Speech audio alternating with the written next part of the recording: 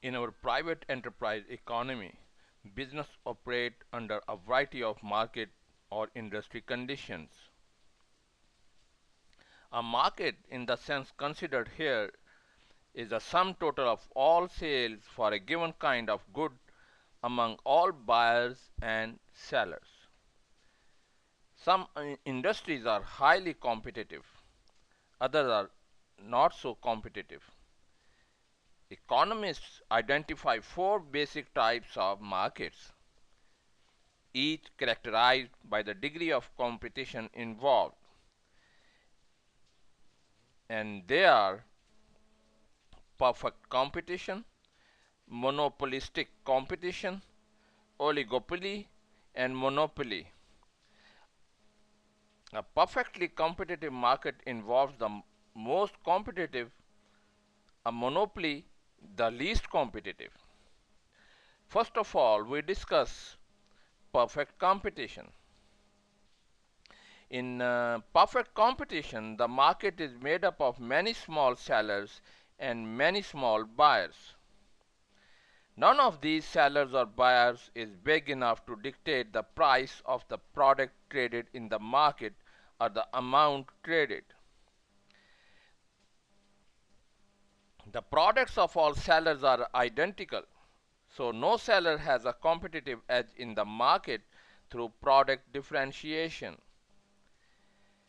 This market type is also characterized by an absence of government regulation, freedom of movement of buyers and sellers in and out of the market, and perfect information. The last point means that all buyers and sellers share the same information about price so that none has an advantage. Most economists say that perfect competition is an ideal rather than a reality, but a few markets in this country are close to perfect competition. For example, the markets for agricultural commodities meet some of the assumptions of perfect competition. One farmer's corn crop is essentially like any other farmer's. All farm operations are small enough that if one were to withhold to crop from the market price for that commodity would not change. All farmers share the same commodity price information. Now, the next type of competition is monopolistic competition. This type of market structure is monopolistic competition. We use this name for markets in which sellers are able to achieve some product differentiation through branding, advertising, or quality improvements. Monopolistic competition is like perfect competition and that both have many sellers and buyers.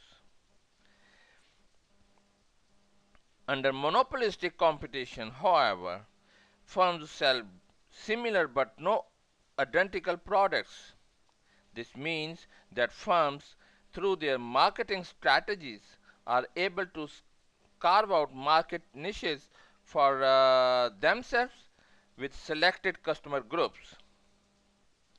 For example, if a firm offers a better product than its competitors, or if it advertises to a certain group of buyers, or even if it just provides faster delivery, then it has established a niche for itself. The firm has developed a little monopoly position in the market. Many products today are traded in monopolistically competitive markets. At the manufacturing level, industries in which many small producers operate usually meet the conditions of monopolistic competitions. Examples of such industries include men's and women's clothing, book publishing, shoes, and wood furniture. Most stores, especially in big cities, conduct business under conditions of monopolistic competition. Urban areas have a great number of supermarkets, convenience marts, restaurants, gift stores, barber shops, dry cleaners, and clothing stores.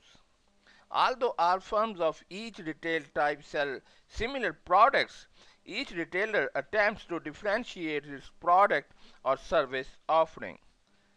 This is done through merchandising, pricing, advertising, packaging, and product servicing decisions. Now, next kind of competition, oligopoly.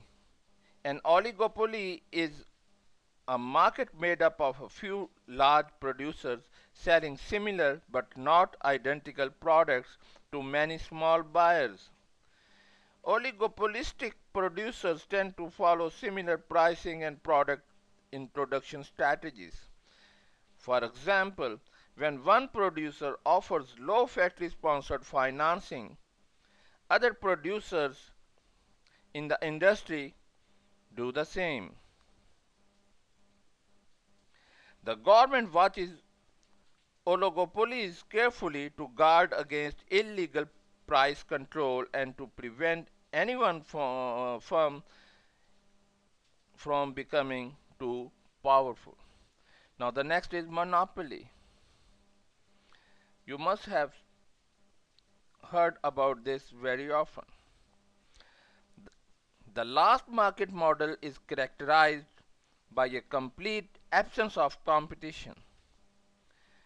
The market is made up of only one producer called monopoly and many small buyers. The monopolist's product is unique because there are no close substitutes for it in the market.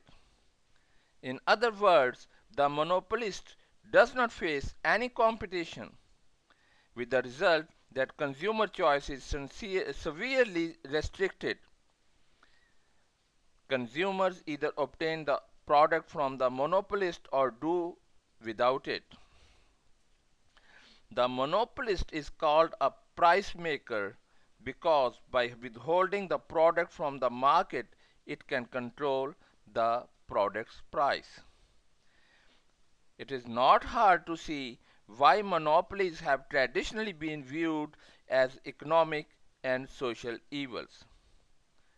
A monopolist has overwhelming market power. Operating without restraint from competitive forces, the monopolistic firm has control over supply and price. Then the monopolist has no incentive to produce its output more efficiently or to innovate. Thank you for listening. Have a wonderful day.